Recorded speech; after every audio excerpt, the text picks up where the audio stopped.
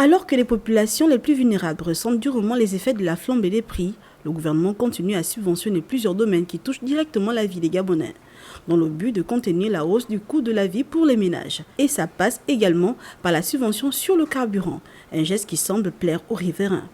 Déjà, je pense que c'est une bonne chose parce que l'État, par ce moyen, veut permettre de minimiser les coûts en carburant. Je constate que le prix du carburant est stable, il ne change pas.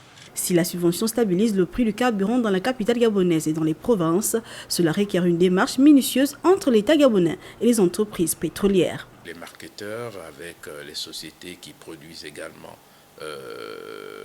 les énergies fossiles, et ce sont elles qui reçoivent en compensation du prix qu'ils vont offrir à la population, le prix à la pompe va être limité, garanti, et en contrepartie, ils reçoivent ces fonds-là pour compenser la perte liée au maintien d'un prix plancher. Parce qu'en réalité, le prix du baril de pétrole fluctue à la hausse comme à la baisse. Lorsqu'il augmente, en principe, le prix doit augmenter.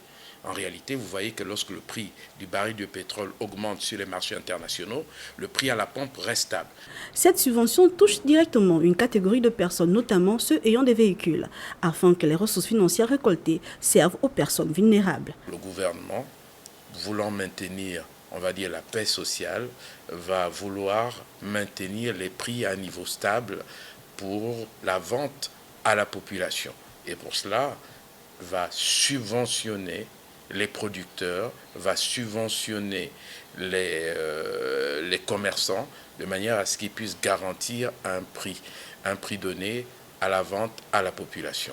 Il faut dire que pour que le prix soit identique, le prix à la pompe du carburant soit identique à Libreville, à Oyem, à Franceville, à Mula, il y a un système de péréquation. Ce système de péréquation-là également participe à l'importance de la subvention au secteur pétrolier. Et c'est l'État qui paye le coût du transport, entre Libreville et la province pour garantir un niveau de prix qui soit identique à Libreville comme en province. Rappelons que la subvention de carburant de la période 2023-2024, qui s'élève à 6,5 milliards, s'inscrit dans la politique de la lutte contre la vie chère, au même titre que les mêmes opérations ayant ciblé la farine ou l'huile d'arachide, dont les prix sont désormais homologués sur toute l'étendue du territoire.